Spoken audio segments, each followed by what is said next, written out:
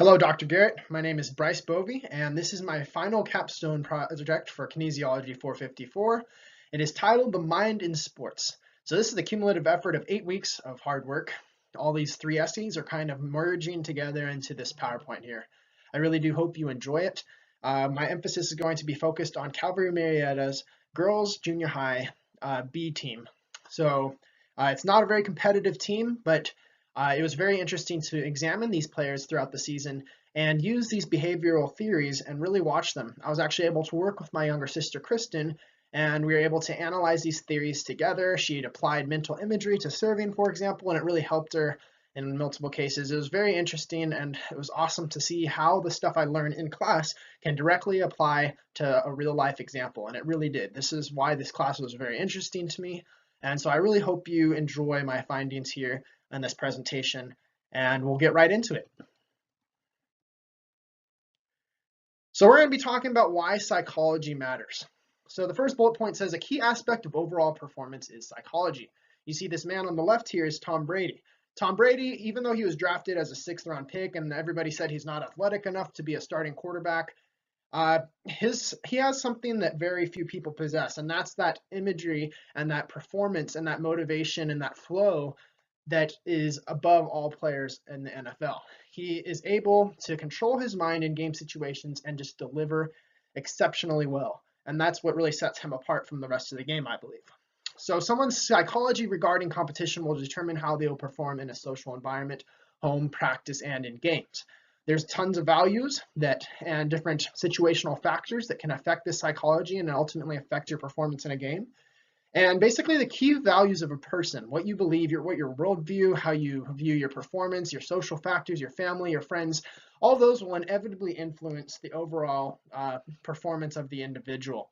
So this quote here at the bottom, I said, it is the mind that dictates the movement and the execution of what is practiced. So we can be very physically fit, we can be athletic, but unless our mind is there with it, so if our mind is not there with our physical abilities, it's going to be meaningless. We're not going to use our physical abilities to our full potential. The mind kind of blends everything together and makes it run in harmony. So there's two main aspects of this presentation. The first one, we're going to be talking about the situational factors that contribute to a athlete playing, and we're also going to talk about goal setting for the second part of this main presentation. So going on to situational factors right now, there are tons of challenges that these girls face on every day. And especially since this is the B team, this is a lot of new players, a lot of 6th graders that are just coming out of elementary school, and they're learning all these new parts of the game because they've never played volleyball before. So things like serving the ball, being in a crowd of people cheering for you, traveling, pressure from peers, etc., these can all affect the emotions and arousal and feedback and of all these players in either a positive or negative way. So basically, the main point of the next coming slides are how the players and this team react to these changing variables will obviously influence performance. So the girls that are able to react to these variables better will naturally play better and utilize their gifts in a more effective and more efficient way. Girls that experience anxiety because their challenge is too high, or they're not getting the right feedback, or they're not getting enough arousal before the game, it's all going to negatively affect performance. So we're going to analyze these factors in the coming slides. So are your athletes motivated? So this is right here on the left is a flowchart from Weinberg and Gold's textbook, and it's talking about how intrinsic motivation affects how the athlete performs. So we see on the far right, we have flow. That is the desired result where the challenge is high and the skills of the athlete can match that and accomplish that task. So those are going to be your most exceptional athletes. They're going to be confident and also realistic, and they are able to perform the best in game situations. So anxiety on the left occurs when the challenge is high, okay, but the skills to match that challenge aren't exactly there, or at least they're not perceived to be there. So they cause apprehension and anxiety and doubt and low self-efficiency. Boredom occurs when the skills are high, but the challenge is low. It's like, okay, we have a Division I athlete playing for a Division IV school. He's not going to be in the right place. Apathy are both the skills and the challenge are low. Everybody's just bored. Okay, I don't have good skills for this. The challenge isn't high. That is not a good place for the athlete to be in. We want the athlete to be in the flow position. And so that's what coaches and players should be aware of during play. And we're going to discuss a little bit more of those four new factors that influence motivation and flow. The first one is arousal. So according to Weinberg and Gold, optimal arousal, it correlates directly to optimal performance. So we see this little chart in the background here. So on the far left, we see sleep. Okay, that's obviously at the very lowest of boredom, okay? Then right in that middle point is that optimal level of arousal.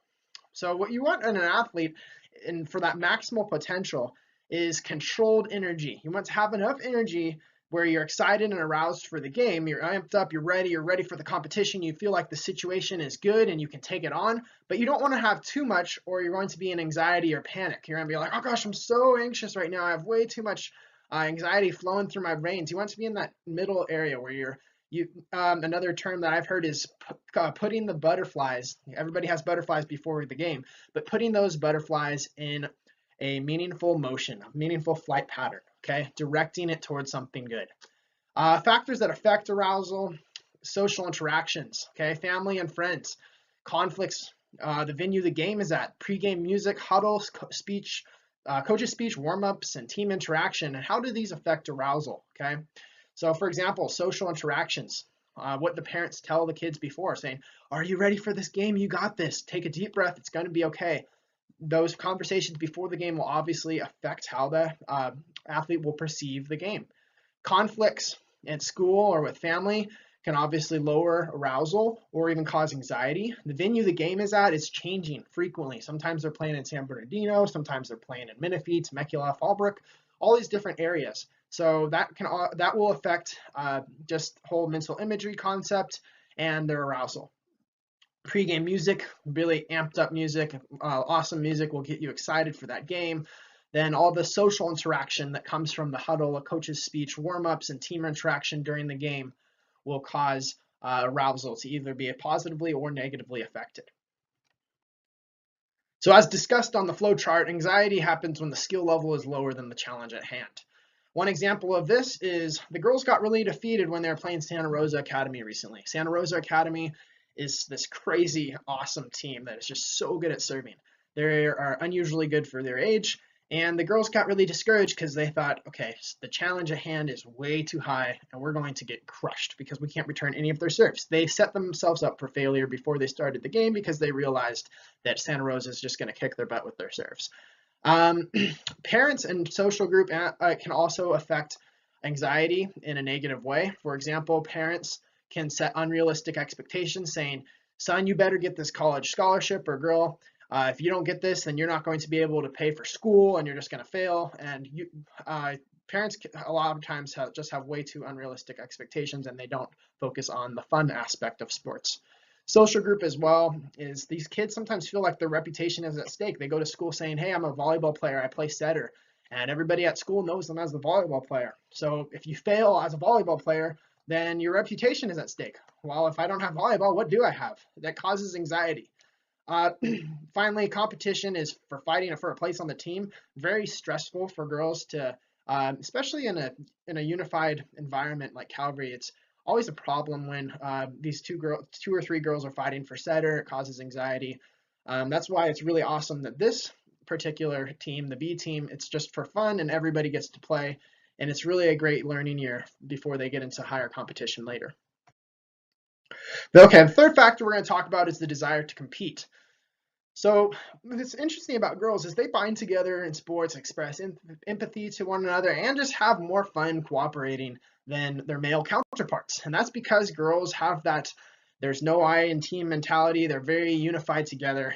And especially this is exemplified in the Calvary B team's non-competitive environment.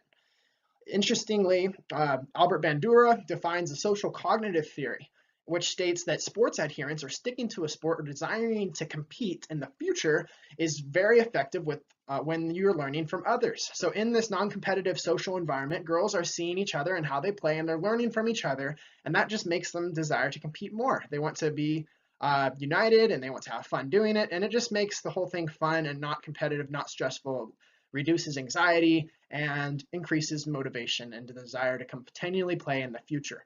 That's why a lot of these girls are saying, I'm going to do this again next year. This is a great opportunity. I'm super excited about everything that God is doing through this year at volleyball. The final one is the need for feedback. It is critical for increasing motivation, and studies have shown that positive feedback from coaches is actually so much more effective than negative and corrective feedback. So when coaches are building people up, saying, "Hey, good job on that serve. You're doing so much better on that on that return right there. It's just awesome. You're doing great. Keep it going." That's actually going to stick in kids' minds. It's going to increase motivation in the long run. And again, parents and social factors can affect this. If parents are providing positive feedback, saying, "Great job, son, you're doing awesome," that's just going to make them want to continue in sports. If they're degrading them, saying, like, "What the heck, man? Come on. You're a disgrace of a son. You can't even serve the ball over the net." They're not going to want to play volleyball in the next year. They're just not going to want to play at all, and their anxiety and level is going to increase. Also with school, how they're perceived among their peers makes a huge influence as well. If their peers are giving them positive feedback, they're going to naturally want to play more.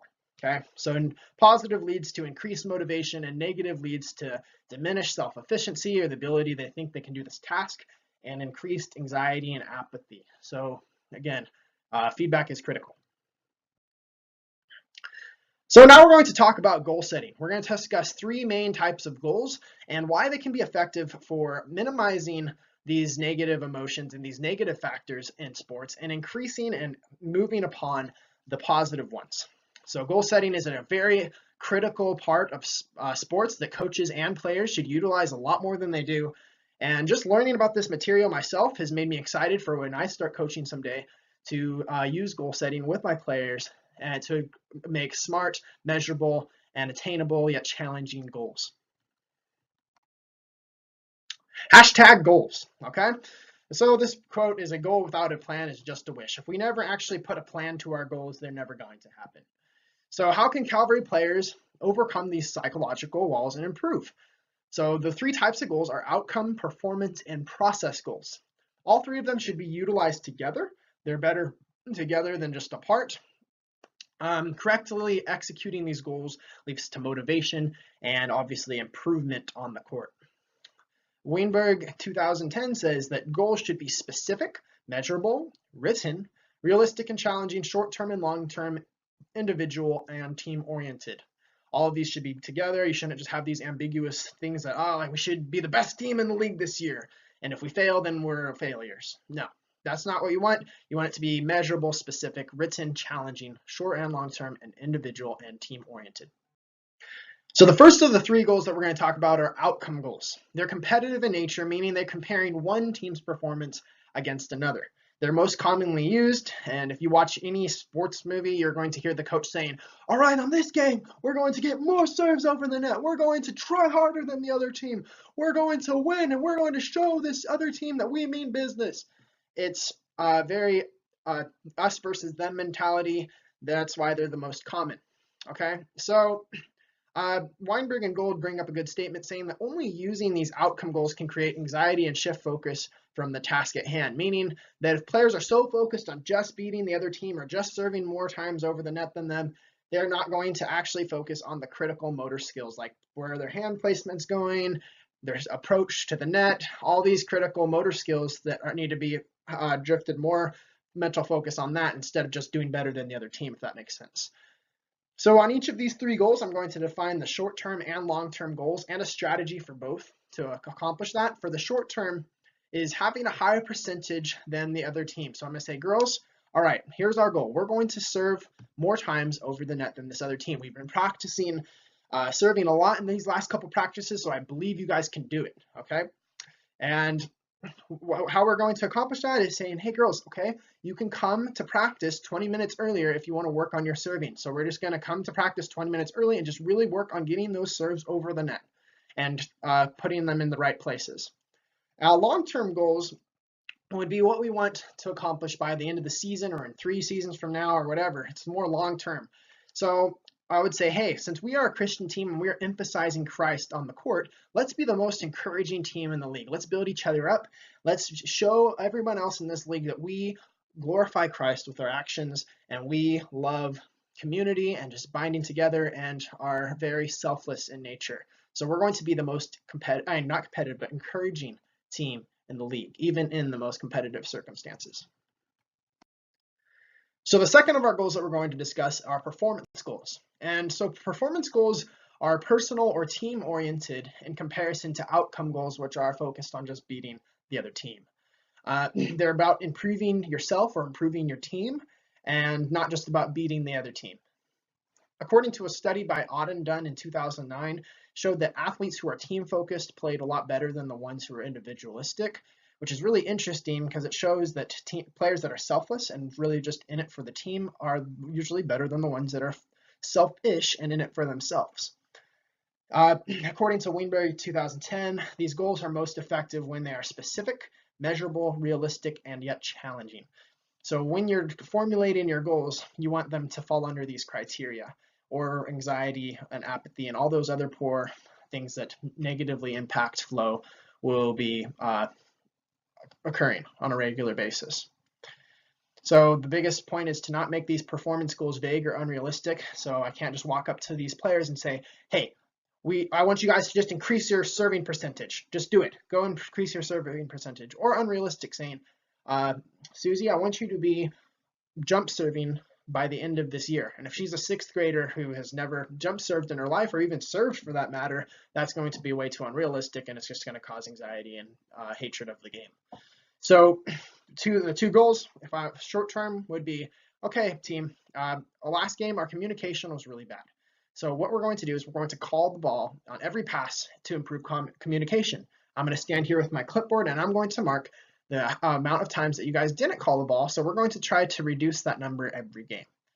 And the way we're going to do that is in practices. The way that we're going to realize this goal is in practices, really emphasizing calling the ball. I'm going to say, hey guys, come on, we got to keep calling the ball. Keep calling the ball.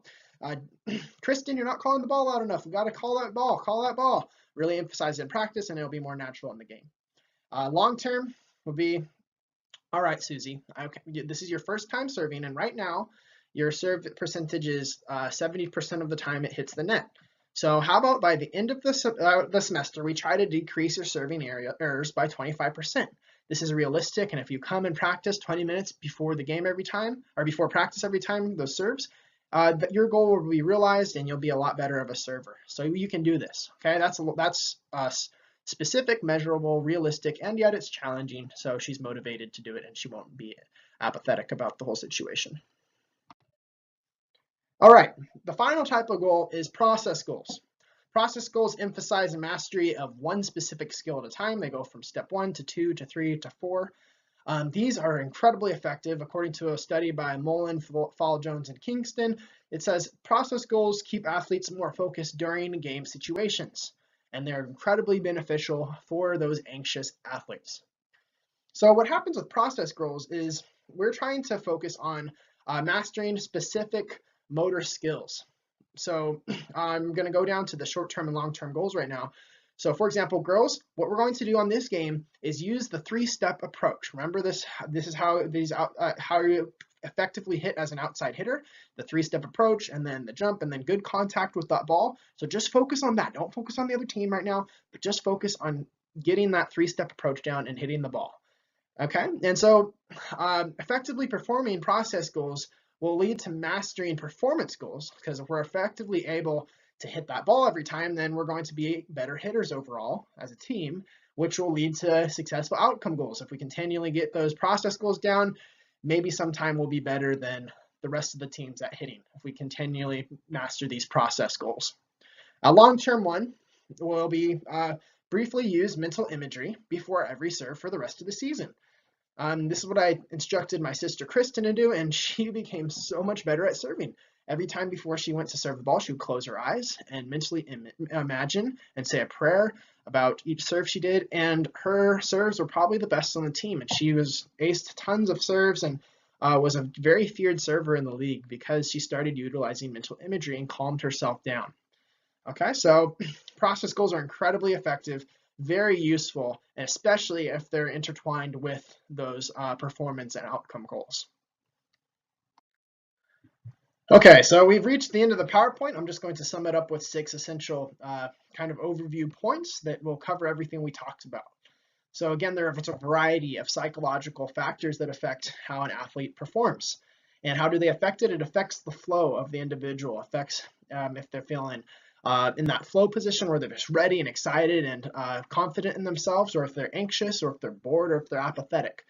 And a way to kind of put all these things in motion is goal setting. To make an athlete experience flow more is to set effective goals.